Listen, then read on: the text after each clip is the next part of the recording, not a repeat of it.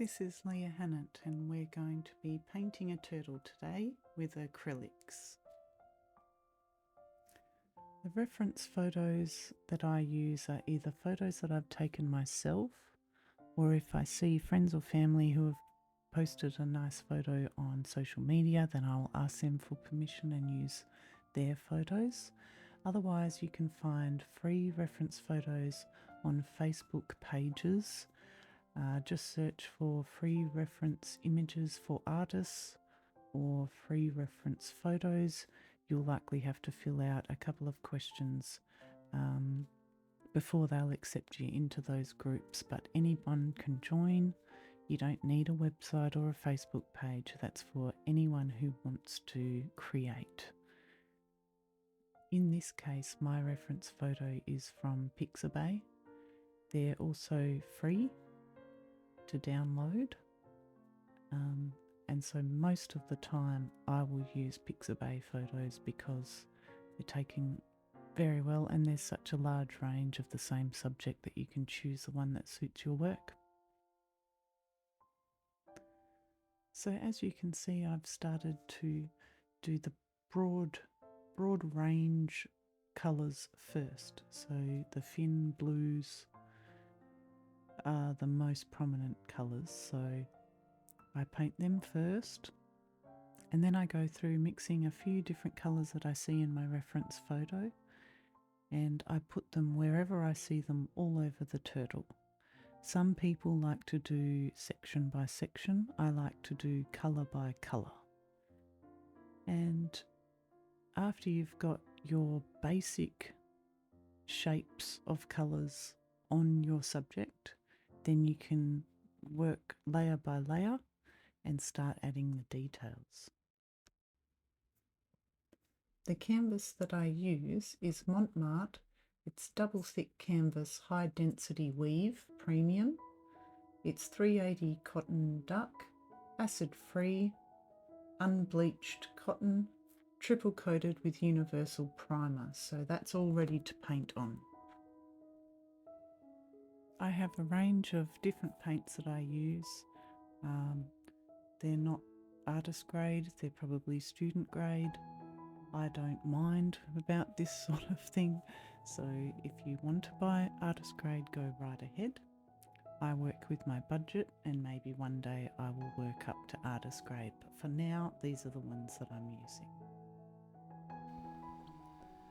I use 4 brushes for this turtle painting. The one on the left is a size 8. It doesn't have a brand on it, that's a flat brush. And the next one is a Renoir size 6 flat brush. Then I have a detailer, no brand written on this one, it's a size 8. And the small yellow one is size 2 Montmartre detailer brush. And I work my way from the largest size down to the smaller size. So for blocking in those colours, it's that bigger flat brush. And even for some of those details, I just use the corner of a flat brush and I work my way down to the smaller points for the finer details. Doing the white lines on the turtle fin, I use a flat brush. It's a lot better to use a flat brush for that sort of detail rather than a detailer brush. As a detailer brush, it can show the shapes in your hands or get a wonky line, and you really want a straight line. The brushes are great for that. The colours that I'm using on my palette are ultramarine blue, burnt sienna, raw sienna. I've got white, and sometimes you'll find that white doesn't quite cut it when you've done an underpainting of burnt sienna. In this case, as you can see, the canvas underneath looks quite yellow. I've used a very light wash of either yellow ochre or raw sienna, and sometimes if it's a darker underpainting, your whites you'll have to go over a few times to really get that crisp, bright white. In this case, the white that I'm using should hold its own, so that's fine. And that's all for my colour palette.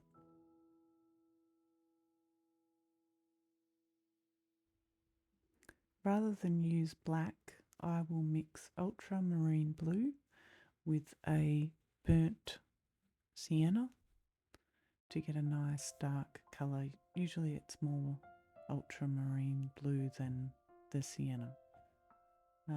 You can use black if you like, it's no big deal.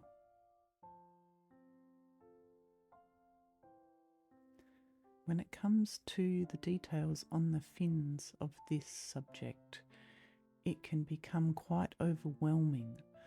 So what I like to do is pick the largest shapes, start with them, and then the rest should fall into place. It's not such a big deal if you start winging it for all the little tiny white lines that you're putting in. As long as those large shapes are close to what the reference photo shows, you should be right. They're fairly important to get the angle of the lines right for those big shapes, because that's showing the way that the fin is sitting in the water.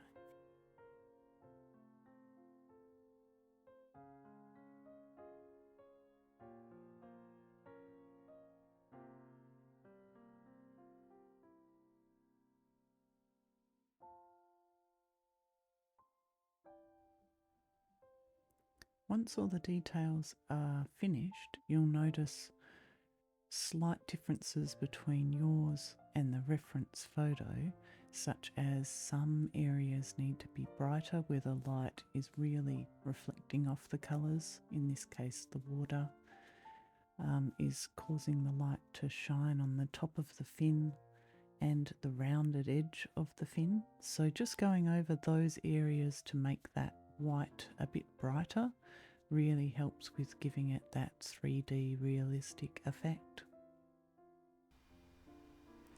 If you would like to see more of my work, please look at my website, leahhannantart.com. On there I have original pieces, some that have sold, some that haven't, some commissioned pieces, and I've also got some work there that you can order prints. I ship worldwide, and the reason that I wanted to put this video up is for the people like me who haven't done a fine art degree but they enjoy creating. I want you to know you can do this. I've done this through lots of practice, through watching tutorials on YouTube, Instagram, and if you love something enough, you can do anything. It does take time and patience, and don't give up. And so I would continue on with this, adding the last part of the shell, but that's how I paint a turtle. Happy creating.